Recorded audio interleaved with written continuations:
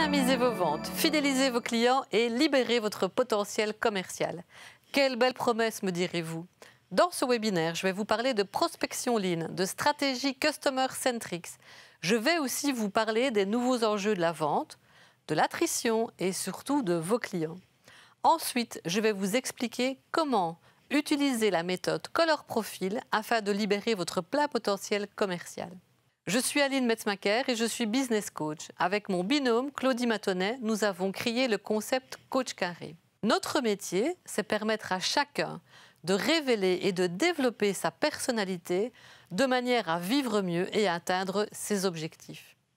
C'est parce que nous situons l'humain au centre de toutes nos réussites que nous avons créé Color Profile, pour vous permettre de mieux vous connaître, de mieux comprendre les autres et d'atteindre vos objectifs. Lors de ce webinaire, vous allez découvrir 5 concepts gagnants qui vont vous permettre de booster vos ventes et d'améliorer votre expérience client. Alors installez-vous confortablement et rejoignez-moi pour atteindre vos objectifs. Avant même de parler de vente, il me semble essentiel de parler de prospection et surtout de ne pas commettre l'erreur fatale de confondre vente et prospection, ni de se méprendre sur ce qu'est un lead, un prospect, un acheteur ou un client. Je vous propose un bref rappel de ces différents éléments. La prospection est donc l'activité qui consiste à identifier et à conquérir un client potentiel. La vente, quant à elle, c'est le processus de vente avec une signature qui finalise ce process. Un suspect est un prospect potentiel, une cible. Vous n'avez aucun échange direct avec lui et lorsqu'un démarrage de discussion s'installe, alors ce suspect se transforme en lead qui se transforme à son tour en prospect. Ce prospect devient un acheteur lorsque le processus de vente est engagé et finalisé. Et enfin, cet acheteur devient un client lorsque cette opération est renouvelée au minimum 2 fois. Alors ceci vous semble peut-être basique et pourtant, il est essentiel de comprendre l'importance de chaque phase et de chaque statut et surtout d'adapter vos attitudes en fonction de la phase dans laquelle vous vous trouvez. Mais revenons à notre sujet, la prospection. Alors la prospection est l'activité qui consiste à rechercher de nouveaux clients. Elle a pour but de qualifier vos cibles, d'entamer une relation et d'en jeter les bases. La seule chose à vendre au cours de la prospection, c'est un échange, un contact, bref, la relation. Si vous ne cherchez pas à rafraîchir votre parc client naturellement, plus ou moins rapidement, en fonction de votre marché, de la concurrence et de l'environnement économique, vous allez voir votre notoriété s'affaiblir et, conséquence logique, vos résultats diminuer. Et pourtant, rares sont les commerciaux qui apprécient la prospection froide. Eh bien, bonne nouvelle, car aujourd'hui, ce type de prospection est devenu inadapté et inefficace pour la majorité des secteurs professionnels.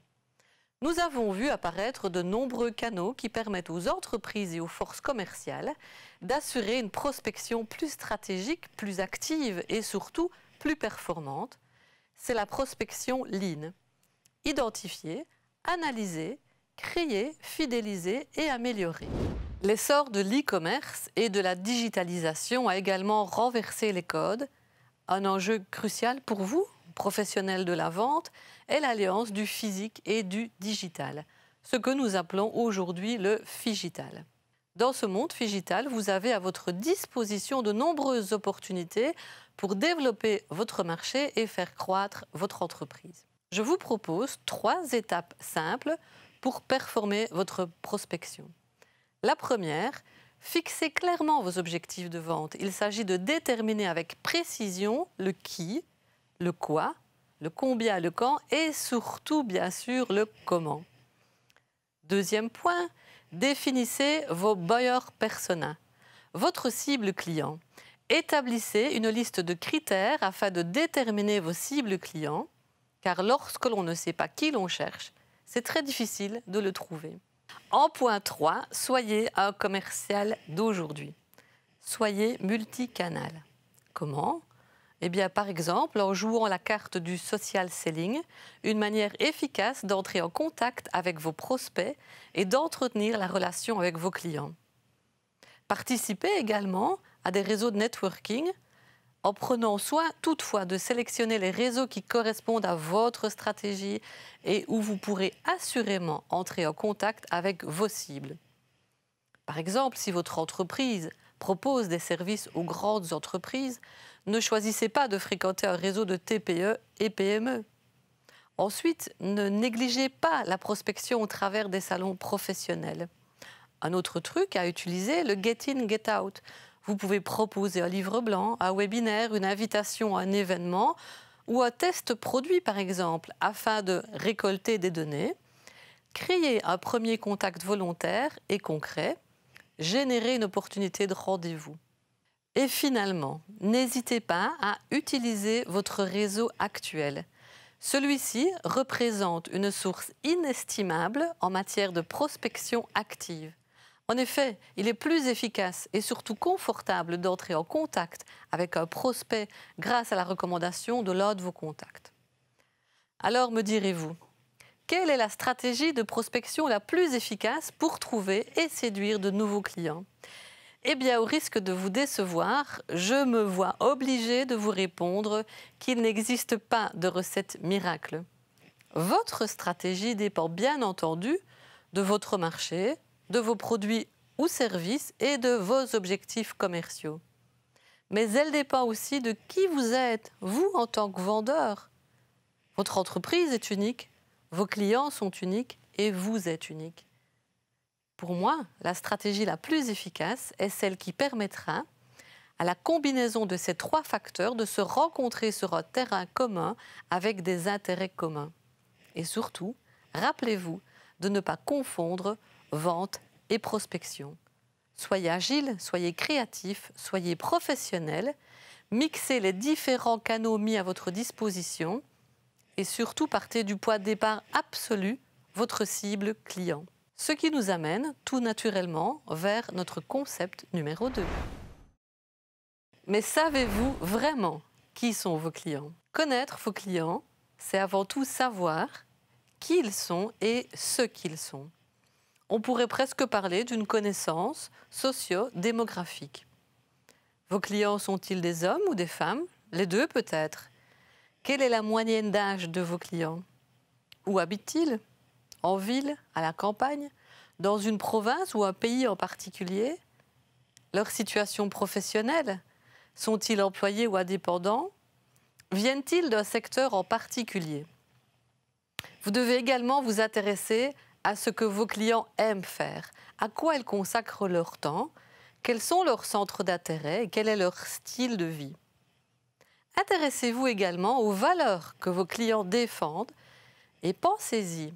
Car qui se ressemble s'assemble. Quelles raisons poussent vos clients à acheter ? Pour convaincre vos clients, il est essentiel de comprendre les comportements d'achat de vos clients. Et enfin, cernez ce que vos clients souhaitent et attendent de votre part.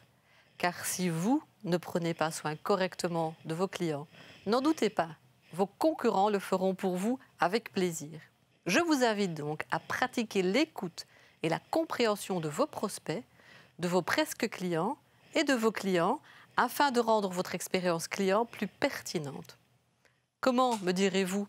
Je vous propose seulement 3 étapes. La première, listez les questions à vous poser. Par exemple, quelle est la situation géographique de vos buyers persona ? Quelle est leur catégorie professionnelle ? Quelle est la problématique de vos clients ? Quels sont leurs objectifs ? De quelle façon communiquent-ils ? Mais aussi quel type de service pouvez-vous rendre à vos buyers persona ? Quels sont leurs comportements d'achat, mais aussi leurs freins à l'achat de vos produits et services ? Ensuite, déterminez la méthode pour répondre à vos questions. Une interview de vos clients, peut-être un sondage sur les réseaux sociaux, une remontée de terrain de vos équipes, ou éventuellement une collaboration avec une entreprise compétente en la matière. Et finalement, notre 3e point, adaptez votre offre et votre communication en visant directement vos clients. Vous ne devez pas communiquer avec tout le monde, de même que vous ne devez pas attirer tout le monde. Ce dont vous avez réellement besoin, c'est d'attirer, de convaincre et de fidéliser les clients et les presque clients qui correspondent à votre offre. Les autres personnes, eh bien, ce sont vos non-clients. Cet outil vous permet d'axer vos contenus, vos campagnes, la manière dont vous travaillez en tant que commercial en direction de vos clients cibles et de vos objectifs. Attention de ne jamais rien considérer comme acquis. Prenez soin d'actualiser vos buyers personas chaque année afin de rester connecté et en phase au monde qui évolue sans cesse. Plus vous donnerez à vos clients l'envie d'acheter, et bien moins vous aurez à vendre. Vous l'avez compris à présent, connaître vos clients est essentiel, mais cependant pas suffisant pour atteindre vos objectifs. Il est nécessaire d'agir et de communiquer en direction de vos clients. Ce qui m'amène à présent à vous parler de notre troisième concept, la stratégie Customer Centrics. Si la raison d'être d'une entreprise est de créer et de garder un client, il est donc primordial, une fois que vous avez pris la peine de connaître vos buyers personas, de prendre en compte l'avis de vos clients et de placer leurs besoins au centre de votre stratégie commerciale. La stratégie Customer Centrics, c'est cela. Avant d'avancer sur ce sujet, laissez-moi apporter une petite précision sur une confusion fréquente entre être centré client ou être orienté client. Être orienté client, eh bien, ça signifie organiser son entreprise pour répondre à la demande du client et faire en sorte que son niveau de satisfaction soit suffisant. Si l'on veut être centré client, il faut ajouter à cette définition une dimension supplémentaire, celle de rendre service au client et de lui être utile afin de lui permettre d'atteindre ses objectifs. Ceci implique donc de ne plus uniquement vendre vos produits, mais de proposer une expérience client constante, et ce, quel que soit le poids de contact de votre client. Dans le cadre de mes missions professionnelles, j'accompagne le directeur d'une entreprise de mobilier de bureau. Ce secteur, comme beaucoup d'autres d'ailleurs, est hyper concurrentiel. Pour acquérir une chaise de bureau, ce dont le client a besoin, surtout, c'est d'un ordinateur et d'une carte de crédit. Il n'a nul besoin d'un commercial. Pour permettre à cette entreprise non seulement de croître, mais simplement de continuer à exister sur un marché présentant un nombre croissant de concurrents, qui plus est actif sur de nombreux canaux de distribution différents, eh bien, il nous a fallu chercher une manière différente pour aborder et convaincre les clients, en vue de créer une différenciation et un nouvel intérêt pour notre offre. Nous avons décidé d'adopter la stratégie Customer Centrics, et nous avons simplement écouté nos clients afin de comprendre 5 choses essentielles. La première, ce qui satisfait nos clients les plus fidèles. La deuxième, ce qui fait basculer nos clients du côté good vers le côté great. Ce que l'on appelle communément le niveau d'enchantement de nos clients. La troisième, quelles sont les causes d'insatisfaction de nos clients.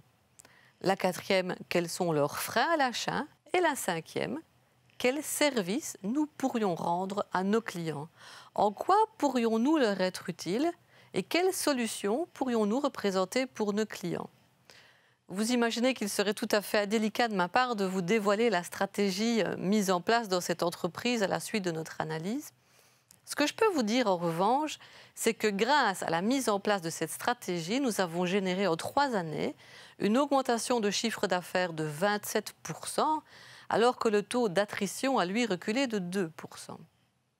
Si vous le voulez bien, prenons un autre exemple, public cette fois, qui vous permettra sans doute de mieux intégrer cette méthode centrée client.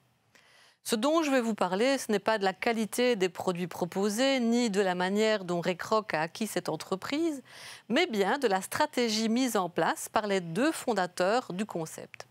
2 frères, Richard et Maurice. Cette entreprise est devenue par la suite une entreprise à l'échelon mondial connue de tous, générant entre 20 et 30 milliards de chiffre d'affaires selon les années, avec plus ou moins 32 000 points de vente dans la plupart des pays du monde. Revenons à Dick et Mac, qui, pour créer ce concept génial qui a connu un succès immédiat, se sont posés bien ce que j'appellerais les bonnes questions. Imaginez, nous sommes entre les années 1930-1940. Les drive-in sont la norme en matière d'alimentation rapide, mais présentent certains inconvénients, dont la rentabilité. Nos 2 frères s'interrogent donc sur ce qui fait le succès des drive-in, mais aussi sur ce qui pose problème.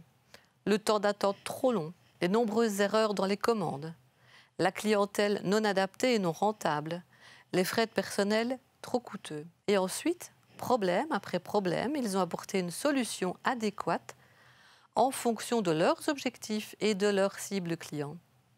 Ils ont créé le Speedy Service System qui a permis à Dick et Mac, nos deux frères, de fabriquer et de vendre rapidement et à prix bas une alimentation qui correspond à la demande des clients.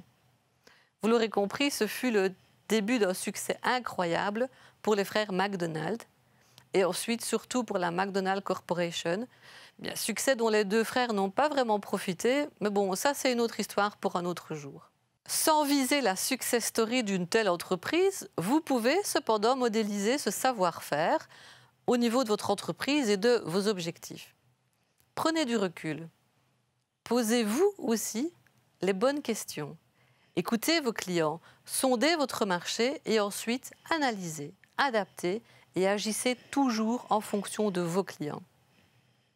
Être centré client, c'est être utile à vos clients. Et vous, quel service pourriez-vous bien rendre à vos clients? Quels objectifs pouvez-vous leur permettre d'atteindre? Bref, comment pouvez-vous devenir le complice de la réussite de vos clients? Vendez le problème que vous résolvez, pas le produit. Alors vous n'êtes pas sans connaître l'impact positif de la fidélisation sur la rentabilité et sur la pérennité de votre entreprise et donc de votre emploi.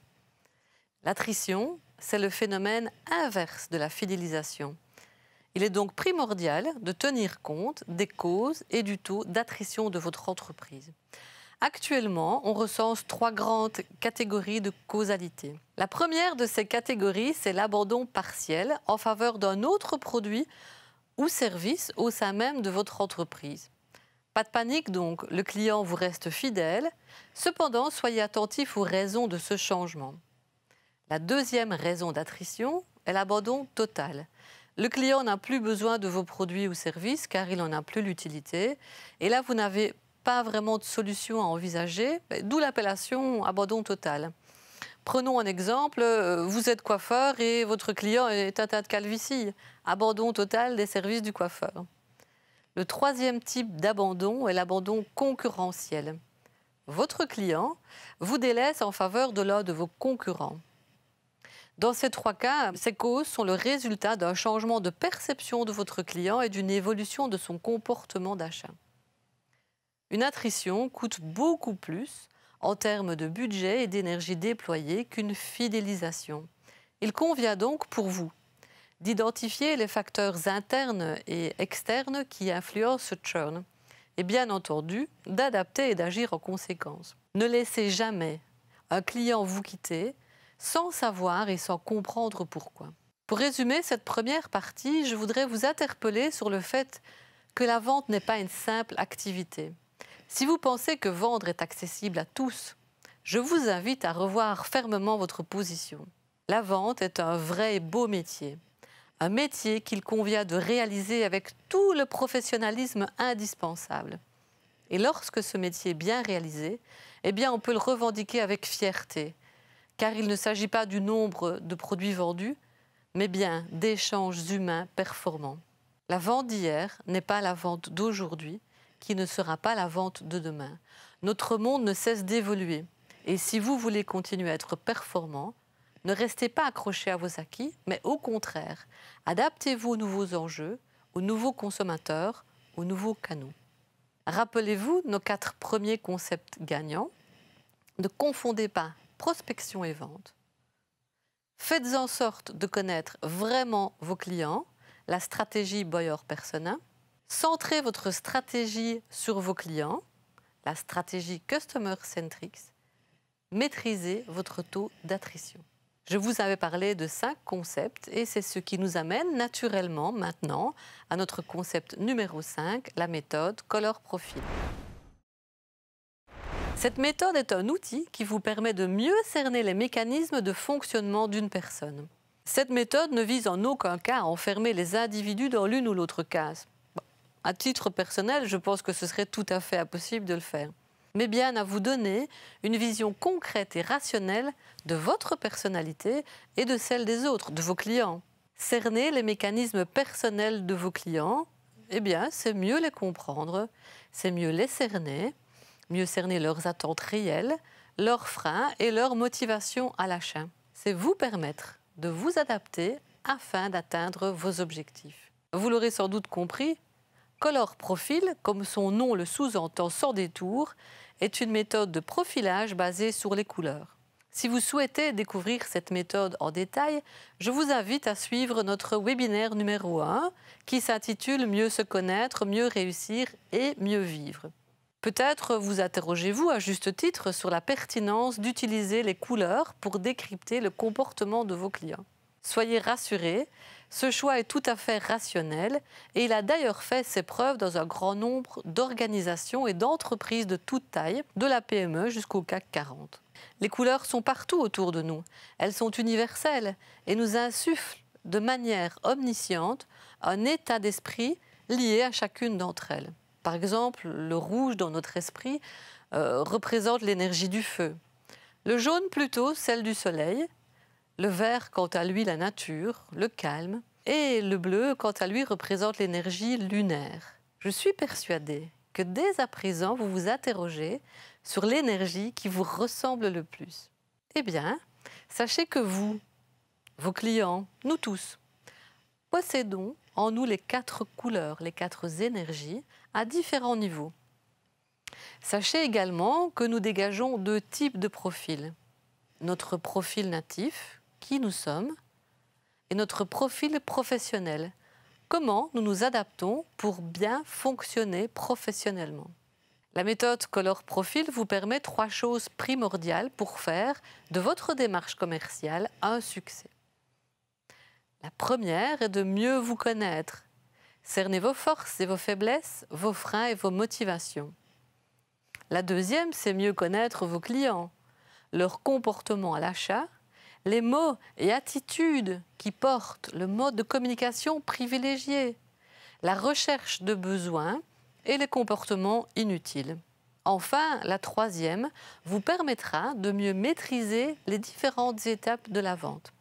Adoptez les bonnes attitudes au bon moment. Par exemple, en matière de conclusion de vente, vous pouvez faire 2 erreurs majeures. Conclure trop tôt ou conclure trop tard. Vous pourrez percevoir le bon moment de conclure grâce à Color Profil. Pour ceux d'entre vous qui ont déjà réalisé leur test, je vous invite à présent à le prendre afin de continuer à suivre ce webinaire. Et pour ceux qui ne l'ont pas encore réalisé, eh bien, il n'est jamais trop tard pour bien faire et pour découvrir votre style commercial et vous permettre de vous adapter efficacement aux mécanismes d'achat de vos clients. Je vous propose de découvrir à présent les différents archétypes clients. Avez-vous déjà côtoyé ce client qui, lorsqu'il vous téléphone, ne se demande pas le moins du monde si c'est le bon moment pour vous et qui, à peine avez-vous décroché, vous informe sans délai de la raison de son appel? Allô, Monsieur Léonard à l'appel, dites, quand ma commande sera-t-elle livrée? Vous savez, ce client qui exige plus qu'il ne demande. Ce client qui utilise fréquemment ces 2 formules de questionnement, quand et combien. Ce client pressé et direct, qui fonctionne par objectif et qui recherche des résultats concrets. Je vous vois sourire, oui, oui. Vous voyez exactement de quel client je parle. Nous côtoyons tous ce type de client et suivant notre propre personnalité, nous le côtoyons avec plus ou moins d'aisance. Eh bien, ce type de client correspond à l'archétype client leader.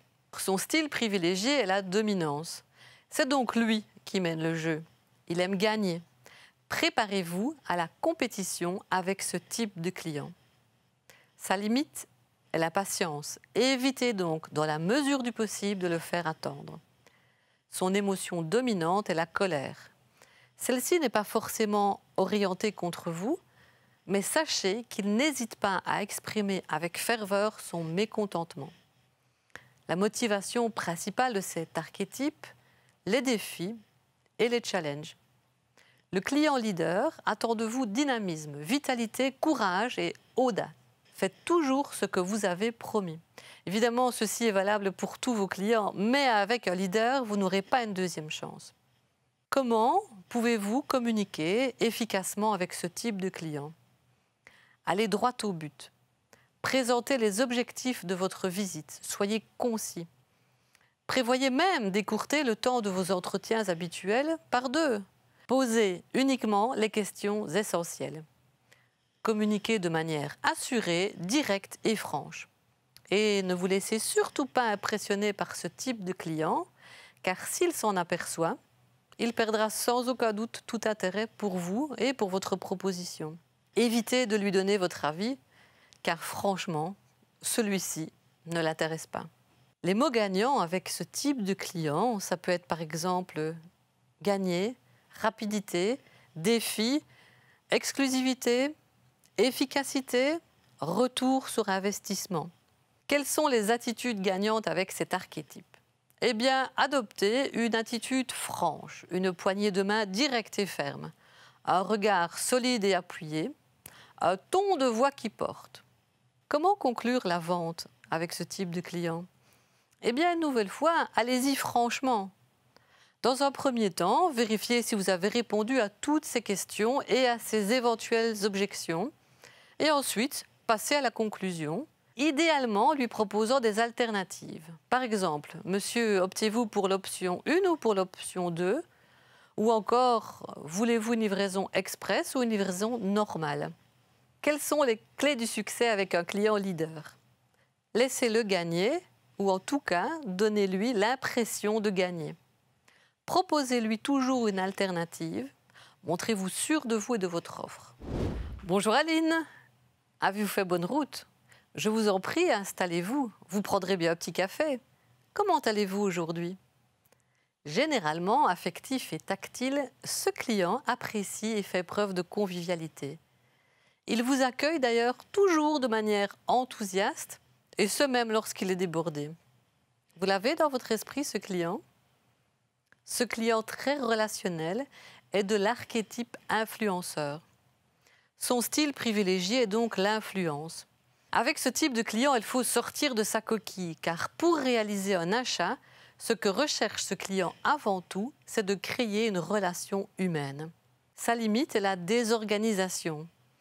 Il vous faudra donc, lors de votre argumentaire, le recadrer, avec humour si possible. Alors son émotion dominante est la joie, qu'il n'hésitera d'ailleurs pas à exprimer.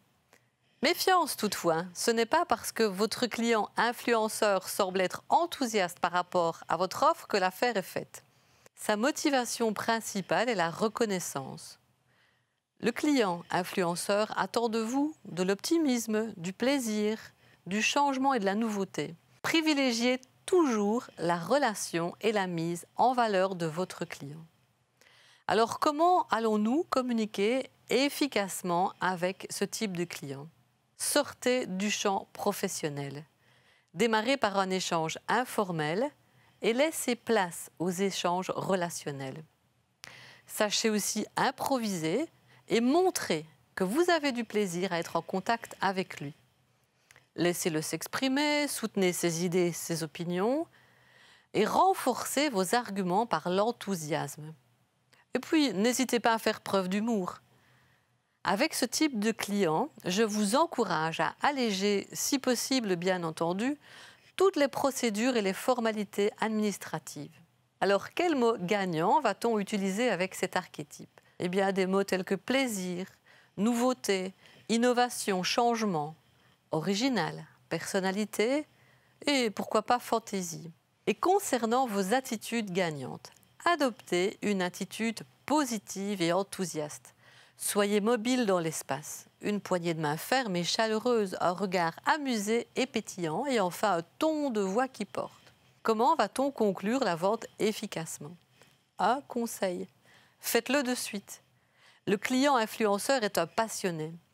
S'il s'enflamme pour votre offre, faites-le signer avant qu'il ne se passionne pour un autre projet. Les clés du succès avec un client influenceur, eh bien, soyez prêt à donner un peu de vous-même. Faites en sorte que ce client se sente spécial pour vous.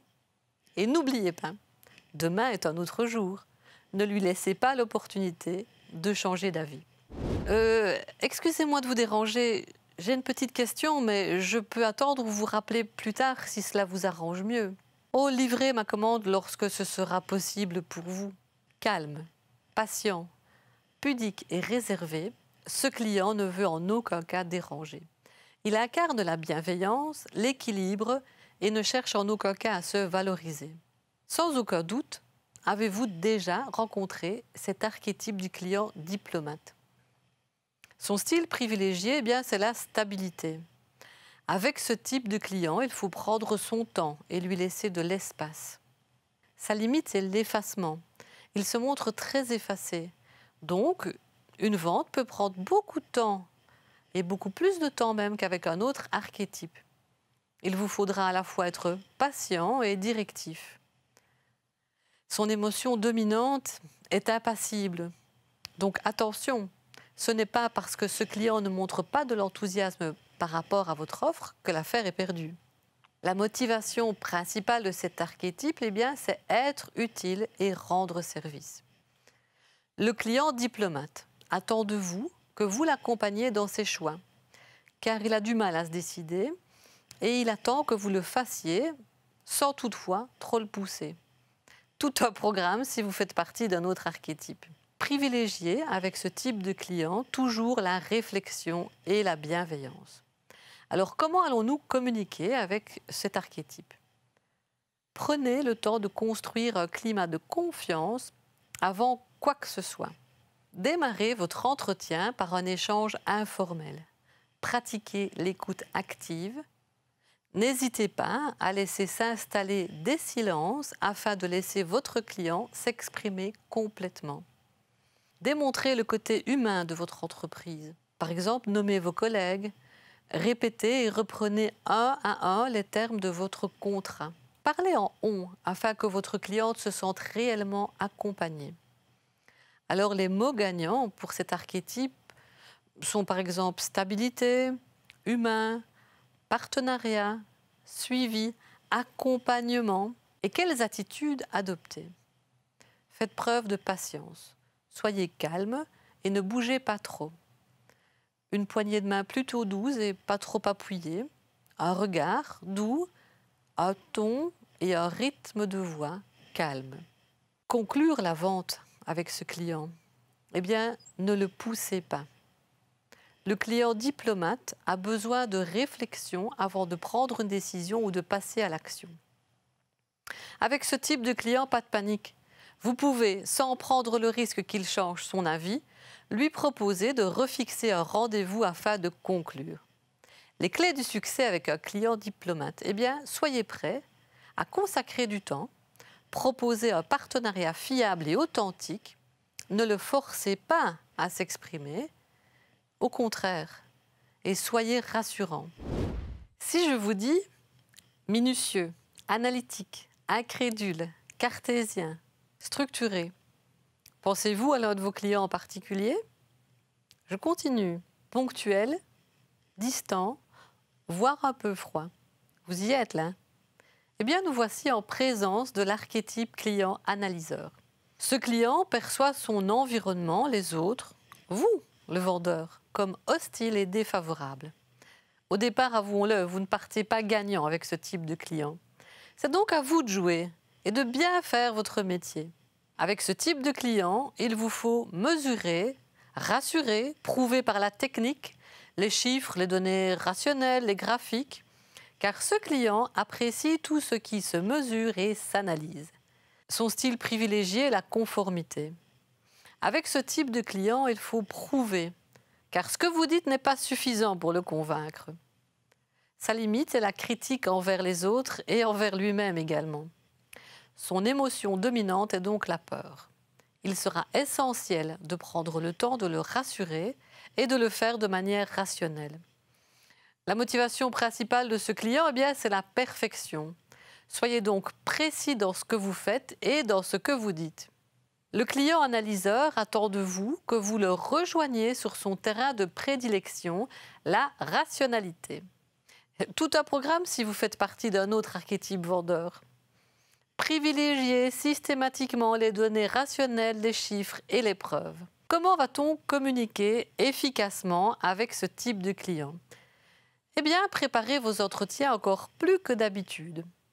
Commencez en validant le cadre de votre visite et le temps imparti prévu. Soyez précis en vous appuyant sur les caractéristiques de votre offre. Documentez vos propos, rassurez ce client en décrivant, par exemple, votre organisation, la structure de votre entreprise, la logistique et les éventuels labels qualité. Et terminez par établir des rétro-plannings. Les mots gagnants de ce client sont analyse, détail, statistique, rigueur, organisation. Et quant aux attitudes gagnantes, eh bien, respectez son besoin d'analyse. Soyez factuel, neutre et rationnel. Évitez de vous montrer trop familier et d'exprimer trop d'émotions. Un regard pas trop appuyé, un ton et un rythme de voix posés.